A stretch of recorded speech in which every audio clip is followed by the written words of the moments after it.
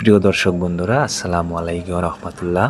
প্রিয় দর্শক বন্ধুরা, আমি আজকে এই যে প্লাস্টিক ব্যাগগুলো বানিয়েছি, এই প্লাস্টিক ব্যাগের মধ্যে কিছু সবজি চাষ করব, এজন্য মাটি প্রস্তুত করছি।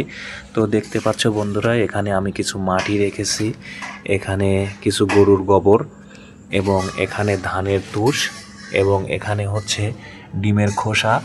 আপনারা ডিমগুলো ফেলে না দিয়ে আস্তে আস্তে জমিয়ে রাখবেন, পরে রোদে শুকিয়ে এভাবে গুঁড়ো করে নিতে পারেন, অথবা এর চেয়ে আরও ছোট ছোট গুঁড়ো করে নিতে পারেন আপনারা। আর এখানে আছে কলার কিছু খোসা।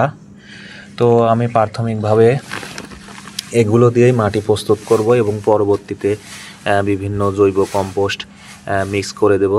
প্রিয় দর্শক বন্ধুরা, তো আপনারা বেলে দোআঁশ মাটি ব্যবহার করবেন।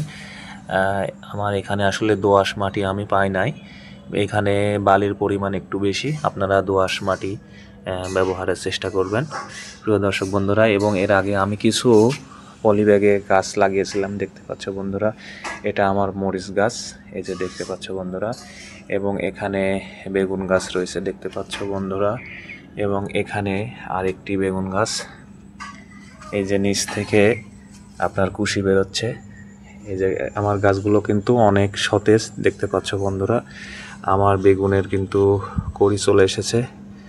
এবং এখানে একটি ডাঁটার শাক ছিল, এর মাথা থেকে আজকে ভেঙে ফেলেছি, মানে অন্য অন্য শাকের সঙ্গে ভাজি করে খাওয়া হবে, দেখতে পাচ্ছ বন্ধুরা।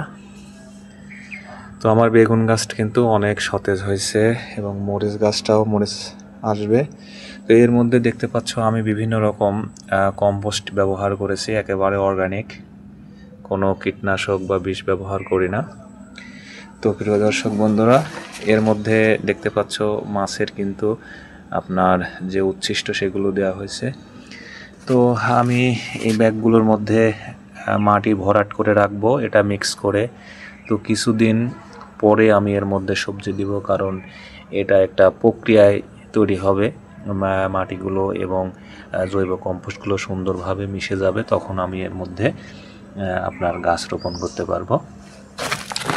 তো আপনারা ধানের তুষ মানে মাটিগুলোকে ঝুরঝুরে করে, তো দেখতে পাচ্ছেন আমি এভাবে এই গোবরের উপরে এই আপনার তুষগুলো দিয়ে দিচ্ছি। তো এভাবে একটা লেয়ার তৈরি করে আবার আমরা এই যে ডিমের খোসাগুলো দেখতে পাচ্ছ বন্ধুরা, এই যে ডিমের খোসা, এগুলো কিন্তু গাছের জন্য অত্যন্ত উপকারী দেখতে পাচ্ছ বন্ধুরা। তো এভাবে ছিটিয়ে দেব, তারপরে এভাবে আস্তে আস্তে এগুলো মিশিয়ে তারপরে শেষে আমরা মাটির সঙ্গে মিশিয়ে দেব, দেখতে পাচ্ছ বন্ধুরা, এই যে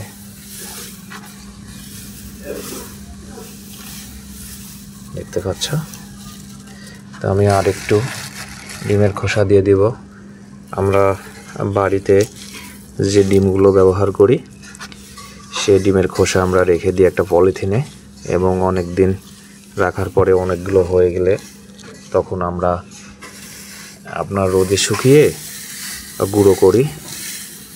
যাদের গুঁড়ো করার মেশিন রয়েছে তারা গুঁড়ো করতে পারেন।